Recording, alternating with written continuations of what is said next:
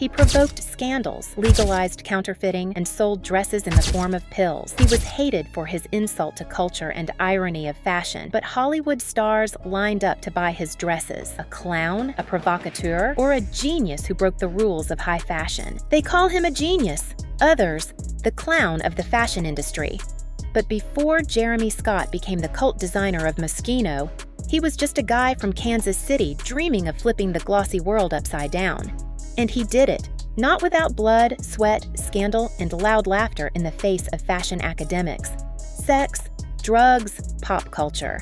Not just inspiration for Scott, but his raw material. They say at the first after-parties following his shows in New York, it wasn't just champagne flying through the air, but pills, too. Backstage, models.com buzzed with rumors of winged pills, a nod to his legendary Adidas wings, worn by rebels and teenagers who had no idea what playing fashion even meant. But the loudest controversy? The fakes. Not the ones sold at markets, but the ones Scott allegedly legalized on the runway. His McDonald's logoed suits, napkin dresses, jackets made of teddy bears. It all looked like a joke, but the brands stayed silent. Were they scared? Were they laughing too? Or maybe just cashing in on the reposts? Jeremy is a TikTok designer before TikTok even existed, one fashion critic wrote. His stuff looks ridiculous, and then it sells by the thousands. He always played on the edge, parody, copy, homage. For some, senseless provocation. For others, sharp satire of the fashion industry's fakeness. He mocked the system from the inside, while selling it at the same time. For clout? Or because irony is all that's left when you believe in glamour but see its guts? His early Fashion Week shows looked like flash mobs from a psychedelic cartoon, but even then it was clear. Jeremy wasn't just a shock jock student from Pratt Institute. He was more than a designer. He was a boundary breaker, even if he later sold those boundaries on Amazon. You don't have to love him, just wear him, and the whole industry knows it. Barbie steps onto the runway, but not the soft, glamorous, perfect doll. This Barbie is in latex, with a Moschino logo on her chest and an iPhone case shaped like a mirror. In that moment, high fashion shook. Some gave standing ovations, others trembled in disgust. It was 2014, Jeremy Scott's first collection for Moschino, and it wasn't just a fashion debut, it was an attack on tradition, on aesthetics, on timid designers afraid to have a sense of humor, as he put it. The collection looked like it was created under ecstasy in a room streaming Cartoon Network and KFC commercials. He turned Moschino into a circus, roared fashion titans. Finally, someone said the truth. Fashion is a big show, fans replied. And the truth was simple. Classics no longer sold. People wanted memes, slogans, clothes that needed no explanation. In the Instagram era, style had to scream, not whisper. And Scott sensed that better than anyone. He chose pop culture over tradition, cartoons over museums, kitsch over canon. Most importantly, he brought irony into couture. But therein lay the danger. What's left of high fashion when Barbie wears it? When the Chanel logo becomes a parody and the couturier, a TikTok show director? Fashion has lost its depth, critics lamented. Fashion is finally breathing, said the fans. And indeed, his collections sold. Meme dresses turned into real purchases. A world tired of boring luxury chose laughter. And Jeremy Scott, he did what others feared, destroyed fashion's dignity to restore its relevance. And while some compared him to a clown, he acted more like a true revolutionary. His Barbie wasn't a glamorous housewife, but a postmodern anti-hero. SpongeBob wasn't just a cartoon, but a concept. He stripped fashion of its pretentiousness and replaced it with sequins.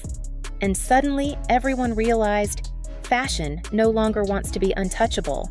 It wants to be on TikTok, on the beach, in Burger King. Ideally, in a Jeremy Scott dress. Hollywood was thrilled. Fashion media in hysterics. While Vogue cautiously wrote provocative and Business of Fashion added a question mark after genius, something close to a fashion revolution unfolded on red carpets. Katy Perry in a candle dress, Lady Gaga in winged sneakers, Rihanna in a puffer that looked like a teddy bear. These weren't just looks, they were manifestos. Celebrities lined up for Jeremy Scott because he was the designer who let them be loud, absurd, too much. His clothes weren't made for Pinterest teens. They were for those who wanted to shock, provoke, destroy the beauty standard. "His fashion is punk in a glossy package," said Lady Gaga. "With him, I'm not just a performer, I'm a visual explosion," added Katy Perry. But the louder the applause on the red carpet, the harsher the blows from fashion editors. His collections were called soulless, kitschy, empty. Pop culture copy-paste? Bad taste on steroids. Cheap Instagram trick. "This isn't fashion anymore. It's costume for gifts," wrote one critic with irony. And in that lies the tragedy of Jeremy Scott. Because between a love of pop and a hatred of real fashion is a chasm, and he dances on it in heels shaped like a fast food counter. He knows his face isn't the image of aristocratic taste. He's not Tom Ford, not Rick Owens. He's Jeremy, and that's the whole trick. In a world that demands minimalism, he creates maximalist chaos. And that is his power. To the fashion elite, he's a clown who can't sew. To the stars, a shaman who turns scandal into style. His clothes aren't always beautiful, but they are impossible to ignore. Instead of aesthetics and silhouette, he gives the world laughter and chaos. And in this new hybrid cultural landscape where fashion, music, memes, and marketing have merged into one, Scott isn't just a designer. He's the director of a new era where the runway is TikTok and the collection is a shockwave. Jeremy Scott always had one rule: if you don't provoke, you don't get noticed. But sometimes provocation explodes in your face. And that's when the real show begins, one where fashion is no longer the main act, but public backlash is. In 2014, he released a jacket with Native American motifs. It appeared on the runway in a shiny, almost parodic interpretation of sacred symbols. The internet exploded. Activists accused him of cultural appropriation. And the designer stayed silent. Is he silent because he doesn't care? Or is he silent because he doesn't know how to defend himself? This wasn't the first time, and it wouldn't be the last. At Moschino, he dressed models in pharmacological chic, gowns shaped like pills. The media asked, "Is this mocking the opioid epidemic?" But Scott didn't respond. Again, he kept creating, as if those weren't flames around him, just the glow of spotlights. Maybe that is his aesthetic: silence as protest, or as a cynical survival strategy. In an era when everyone is apologizing, he stays quiet. In an era when brands strive to be ethical, he provokes even harder. But how far is too far? He was the poster child of the Tumblr and MTV generation. But in a world where Gen Z demands respect for identities, the Scott era has begun to crack.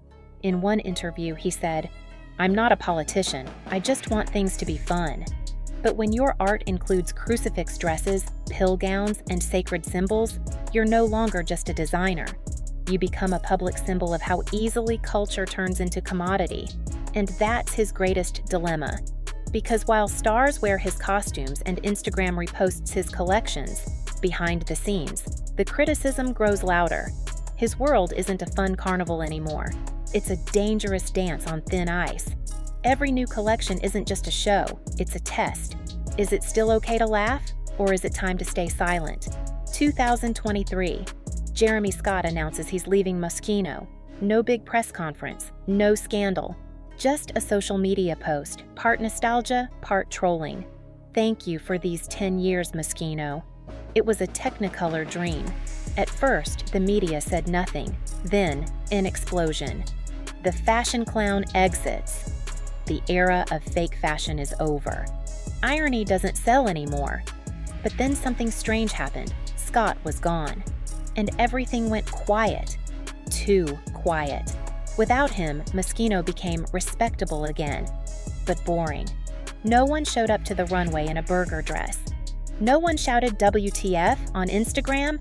No one made TikToks about a gown that glowed like pill packaging.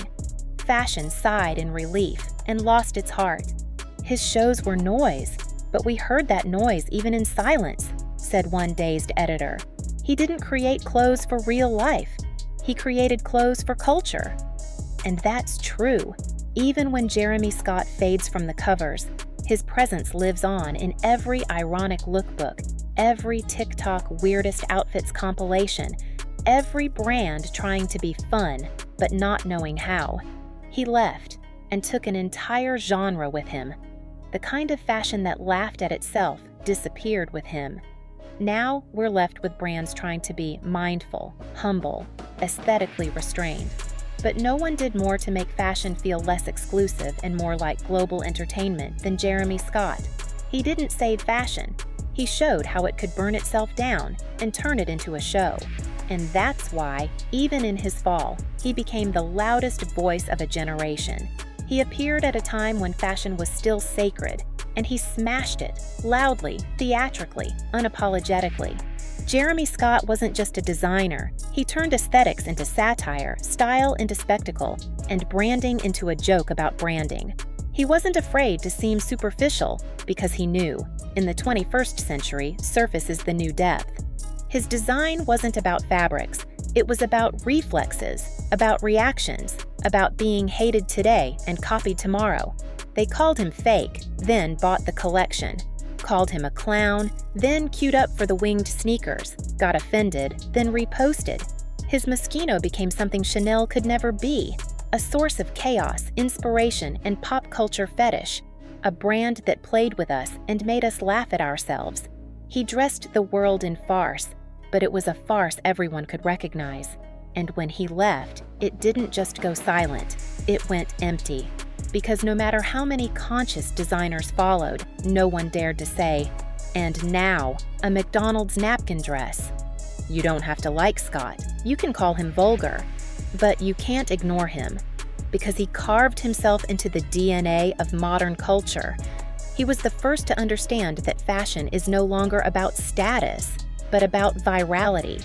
Not about the eternal, but the now. Not about who you are, but how you look in the feed.